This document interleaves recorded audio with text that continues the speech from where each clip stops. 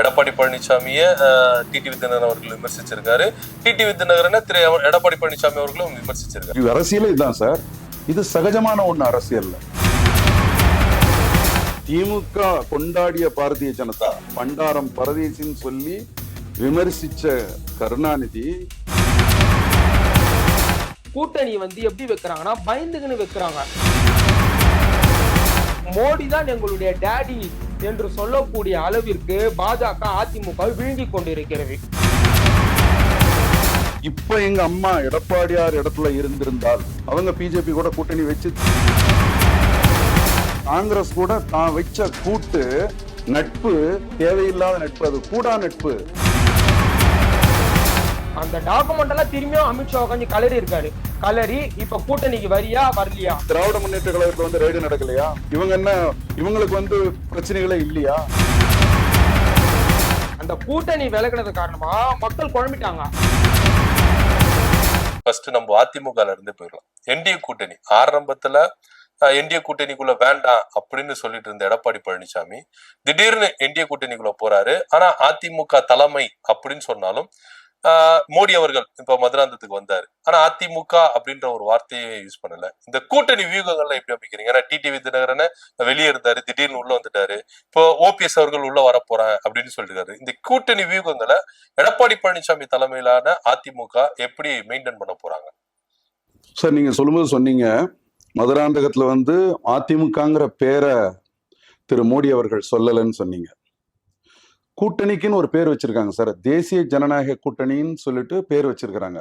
அகில இந்திய ரீதியிலான ஒரு கூட்டணி. தேசிய ஜனநாயக கூட்டணி தமிழ்நாடு மாநிலத்துக்கு மட்டும் கிடையாது, ஆல் ஓவர் இந்தியா, கன்னியாகுமரியில இருந்து காஷ்மீர் முடிய. அதுக்கு அந்த பார்ட்டியோட கூட்டணிக்கு பேரு என்டிஏ, தேசிய ஜனநாயக கூட்டணி, நேஷனல் டெமோக்ராட்டிக் அலையன்ஸ். ஓகேங்களா? இதுல ஒவ்வொரு மாநிலத்திலையும் ஒவ்வொரு கட்சி கூடயும் அந்த அணியில இணைஞ்சு செயல்படுறாங்க. மாநில ரீதியா பல்வேறு கட்சிகள் இருக்கு என்டிஏ கூட்டணியில இருக்கிறாங்க. தமிழகத்தை பொறுத்தவரையிலும் அதிமுக இருக்குது. அதான் நான் சொல்லிடுறேன். எந்த மாநிலத்திலையும் தேசிய ஜனநாயக கூட்டணிக்கு வந்து இவர் தான் தலைமை வகிப்பாருன்னு சொல்லி வெளிப்படையா ஒருத்தரை சுட்டி காட்டி ஒரு பெருசா பிரச்சாரங்களை பிஜேபி பண்ணல. ஆனா தமிழ்நாட்டுக்கு மட்டும்தான் தேசிய ஜனநாயக கூட்டணிக்கு தலைமை திரு எடப்பாடி பழனிசாமி அவர்கள் சொல்லிட்டு அமித்ஷாவே அவரோட வாயால கடந்த ஏப்ரல்லே சொல்லிட்டாங்க. இது டெக்ளேர்ட். அது மட்டும் இல்லாம நீங்க ஒரு வார்த்தை சொன்னீங்க, அதிமுகங்கிற பேரை உச்சரிக்கலைங்கிறீங்க. அது எல்லாம் வேணும்னு பாய்காட் பண்ணதெல்லாம் ஒண்ணுமே கிடையாது சார். அதாவது என்னடா காரணம் கிடைக்கும், எதடா ஏதாவது ஒரு விஷயத்துல இந்த கட்சியை சிறுமைப்படுத்த முடியாதா, அதிமுக ஓரளவுக்கு மேல வந்துருவாங்க போல இருக்குது, இவங்களை நம்ம மட்டம் தட்ட முடியாதான்னு சொல்லிட்டு எல்லாருமே காத்துக்கிட்டு இருக்கிறாங்க சார். ஏன்னா யாரும் எதிர்பார்க்காத சம்பவங்கள் எல்லாம் எங்க பொதுச் செயலாளர் நடத்திக்கிட்டு இருக்கிறாரு. யாருமே எதிர்பார்க்காத சம்பவங்கள் எல்லாம் நடத்திக்கிட்டு இருக்கிறாரு. கனவுலையும் நினைச்சு பார்க்க முடியாத விஷயங்கள் எல்லாம் இப்ப செஞ்சுக்கிட்டு இருக்கிறாரு. அதனால உங்க கருத்துல இருந்து நான் மாறுபடுறேன் சார்.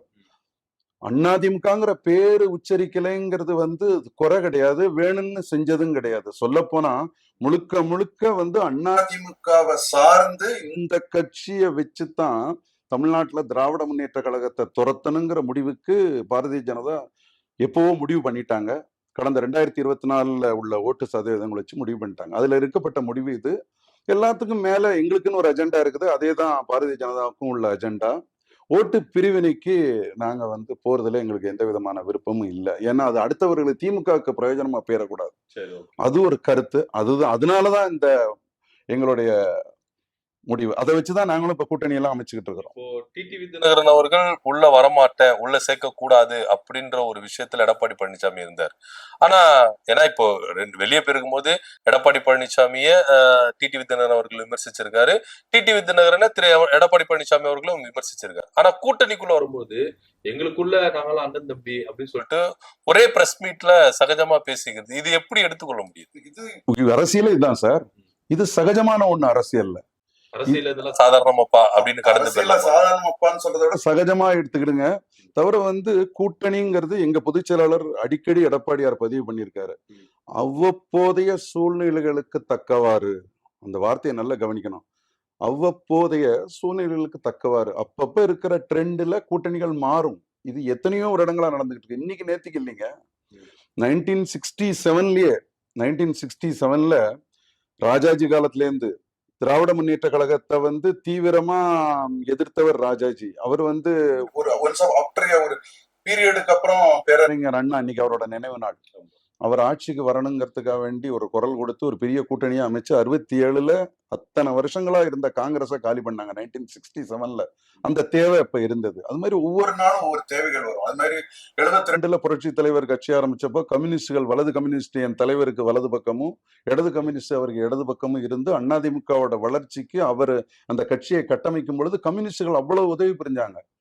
காலங்கள் மாறிச்சுது, எவ்வளவோ மாற்றங்கள்லாம் வந்தது. அது மாதிரி எங்க கூட இருந்த காங்கிரஸ் கட்சி அதுக்கப்புறம் ஒரு சில விஷயங்கள்னால இப்ப திராவிட முன்னேற்ற கழகத்தின் கூட இருக்கு. திமுக கொண்டாடிய பாரதிய ஜனதா பண்டாரம் பரதேசின்னு சொல்லி விமர்சிச்ச கருணாநிதி அதே வாஜ்பாய்க்கு ஆதரவு கொடுத்து மினிஸ்ட்ரிக்குள்ளேயே போனாரு. அதுக்கப்புறம் அவங்க விமர்சனத்தெல்லாம் விட்டுட்டு மந்திரி சபையில பிரதிநிதித்துவத்தை வாங்கிட்டு மத்தியில ஆட்சியில பங்கு பெறலையா? அப்ப வந்து வேறுபாடு பார்க்கலையா? அது மாதிரி அந்தந்த சூழ்நிலைகளுக்கு தக்கன காலங்கள் மாறுது. நீங்க சொன்ன விஷயத்துக்கு வர எங்க பிரச்சனைகளுக்கு விடைய டிடிவி அவர்களே சொல்லிட்டாரு. இது பங்காளிகளுக்கு இடையிலான பிரச்சனை. இன்னொரு விஷயத்த நான் தினேஷ் சார் இதுல பதிவு பண்ணணும். டிடிவி சொன்னது, அவர்கள் சொன்னது பங்காளிகளுக்கு இடையான பிரச்சனை. எந்த சந்தர்ப்பத்திலையும் நாங்க அவங்கள விமர்சிச்சிருக்கோம், அவங்க எங்களை விமர்சிச்சிருக்காங்க. ஆனா ஒரு சந்தர்ப்பத்துல கூட அதிமுகல இருந்து போய் அம்மா பேரை வச்சு கட்சி நடத்தக்கூடிய அவர் ஒரு நாளும் வந்து திமுக ஆட்சிக்கு வரணும்னோ திமுக ஆதரவாகவோ கருத்து தெரிவிக்கல. அப்படி இருக்கும்போது அவர் சேம் செட் ஆஃப் மைண்ட்ல தானே இருந்திருக்காரு, ஒரே வேவ் லென்த் தானே. அதனாலதான் அந்த வார்த்தையை சொன்னாரு, பங்காளிகளுக்கு இடையில உள்ள பிரச்சனைங்க, குடும்பத்துல அண்ணன் தம்பிகளுக்கு இடையில உள்ள பிரச்சனை. நான் எங்களுக்கு இடையில முரண் இருந்தது, இப்ப நாங்க ஒரு குறிப்பிட்ட அஜெண்டாக்கா வேண்டி நாங்க சேர்ந்துட்டோம் அப்படின்னாரு. இதுதான் நடந்தது. அதனால இதுல வந்து எந்த விதமான ஒரு வித்தியாசங்களையும் நாங்க பார்க்கவே இல்லை. இது தேவையான ஒண்ணும் கூட, இது எங்களுக்கு தேவையான ஒண்ணு, இப்போதைக்கு இது தேவை. சரிங்களா? அதுதான் உங்கள்ட்ட சொன்னேன் சார். இப்போ அவங்க சொன்னாங்க திரு கருணாநிதி அவர்கள் பண்டாரம் அப்படின்னு சொல்லிட்டு விமர்சிச்ச அதே கருணாநிதி அவர்கள் பாஜக கூட கூட்டணி வச்சிருந்தது. இல்ல இப்போ என்னன்னா அதே அதிமுக அவங்க தேர்தல் வியூகங்களுக்காக பாஜக கூட கூட்டணி வைக்கும் பொழுது ஏன் இந்த அளவுக்கு திமுக கடுமையா விமர்சிக்குது? திராவிட முன்னேற்ற கழகம் பாஜகவுடன் கூட்டணி வச்சதுன்னா மொத்தம் 5 அசைன்மெண்ட்ல கையெழுத்து வாங்கணும். ராமர் கோயில இங்க கொண்டு வரக்கூடாது, சேது சமுத்திர திட்டத்தை இங்க கொண்டு வரக்கூடாது, மருத்துவ கவுன்சில அதுல வந்து பரிசீலனை எதுவும் பண்ணக்கூடாது சொல்லிட்டு இன்னும் ஒரு 2 கோரிக்கைகளை வைத்து 5 கோரிக்கைகளுக்கு உட்பட்ட பிறகுதான் வந்து அவங்க கையெழுத்து போட்டுதான் வந்து பாஜக கூட கூட்டணிக்கு வந்தாங்க. அதுக்கப்புறம் இவங்க இதுல இருந்தா மாறுபடுறாங்க, கையெழுத்துக்கு அகைன்ஸ்டா மாறுபடுறாங்கன்னு தெரிஞ்ச உடனே கூட்டணியை விலகிட்டோம். ஆனால் அதிமுக முதல்ல கூட்டணி வச்சாங்க, அப்புறம் என்ன சொன்னாங்க, நான் ஒரு தவறு செய்து விட்டேன், அதை ஒப்புக்கொள்ளும் திராணி எனக்கு இருக்குதுன்னு மேடையிலே சொல்லிட்டு திரும்பி அடுத்த தேர்தல் 2004 தேர்தலே கூட்டணி வச்சுட்டாங்க. அதுக்கப்புறம் 2011ல மோடியா இல்ல இந்த லேடியா அந்த உச்சகட்ட கோபத்துல அந்த அம்மா பேசினாங்க. ஆனா அந்த அம்மா கட்சியை சார்ந்த, அதாவது அதிமுகவை சார்ந்த ராஜேந்திர பாலாஜி அவர்கள் என்ன சொல்றாருன்னா, மோடி தான் எங்கள் டேடின்றாரு.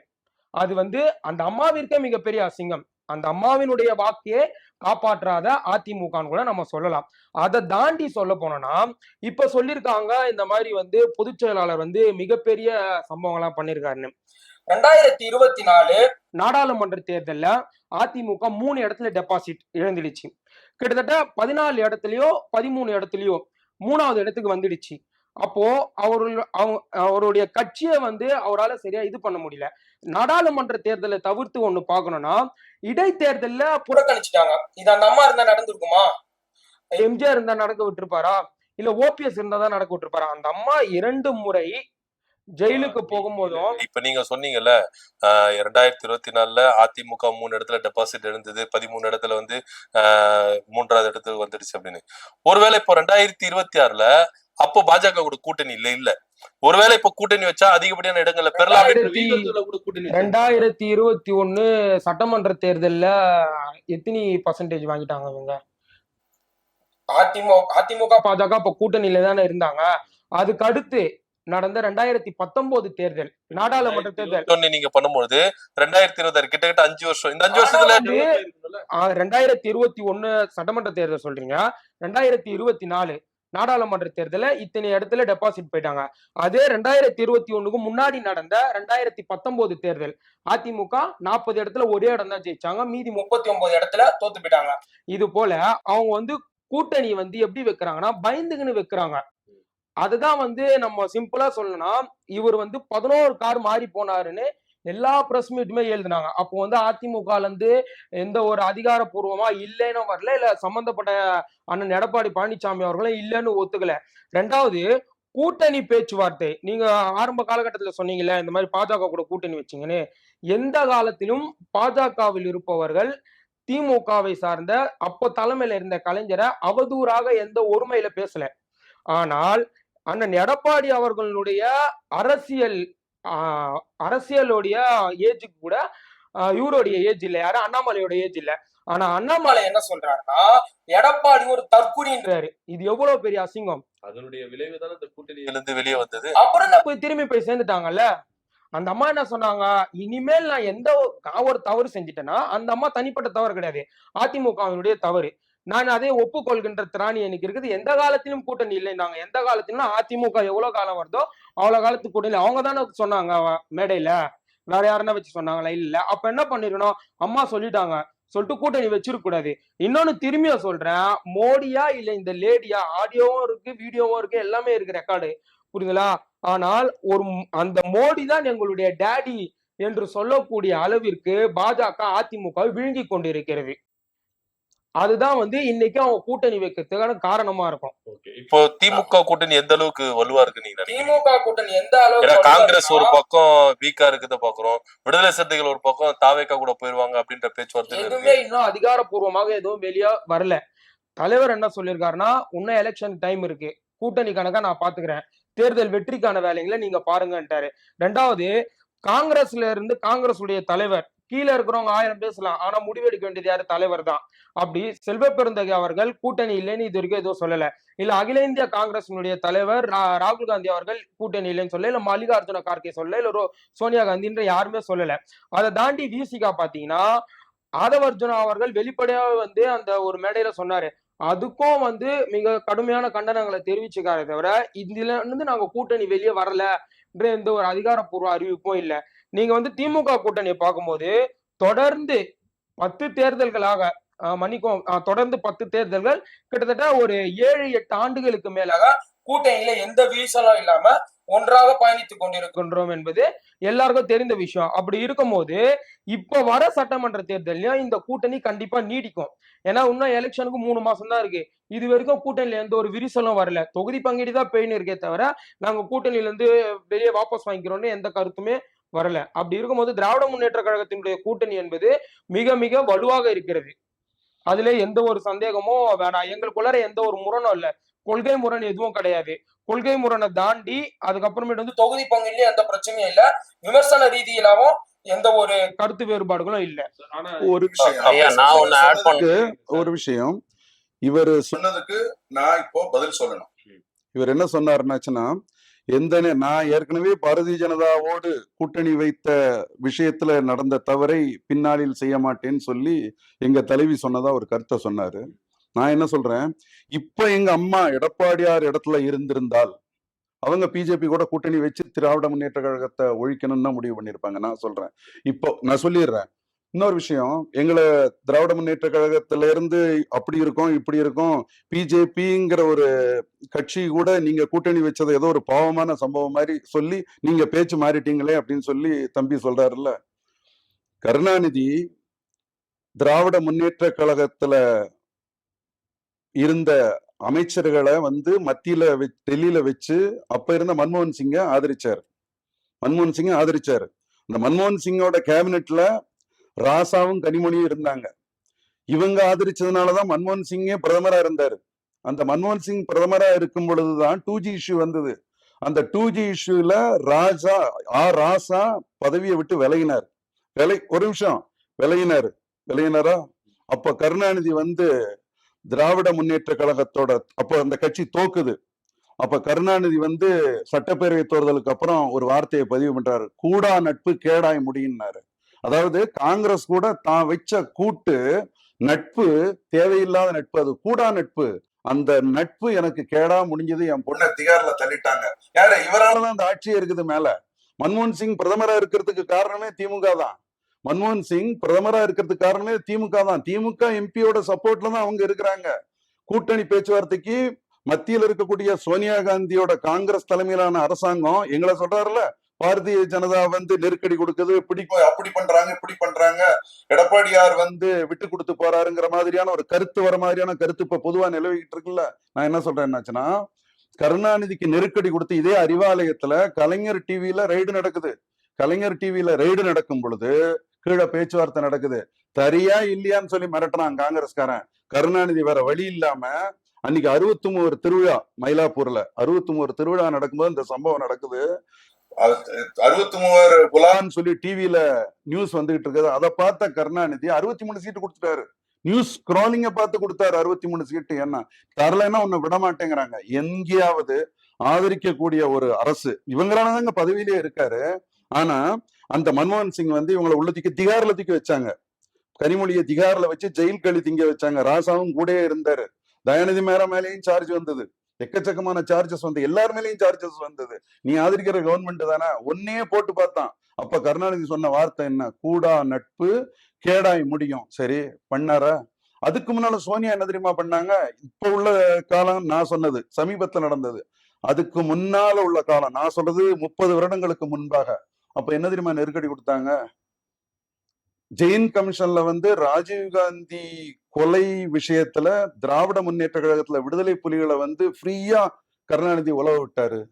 திமுக அரசாங்கத்துல பயங்கரவாதிகளான தமிழீழ விடுதலை புலிகளை தமிழ்நாடு முழுக்க காவல்துறை உதவியோட மிக சுதந்திரமாக நடமாட விட்டு இந்த அரசாங்கத்தாலதான் ராஜீவ்காந்தி அவர்கள் ஸ்ரீபெரும்புதூர் மண்ணிலே படுகொலை செய்யப்பட்டார் அப்படின்னு சொல்லி ஜெயின் கமிஷன் ரிப்போர்ட்ல இருக்கிறதா சொல்லி இம்மிடியட்டா நீ மத்தியில இருக்கக்கூடிய அரசாங்கத்தில இருந்து திமுக நீ விலக்கணும், இல்லைன்னா நடக்கிறதே வேறன்னு குரல் கொடுத்தவங்க சோனியா காந்தி.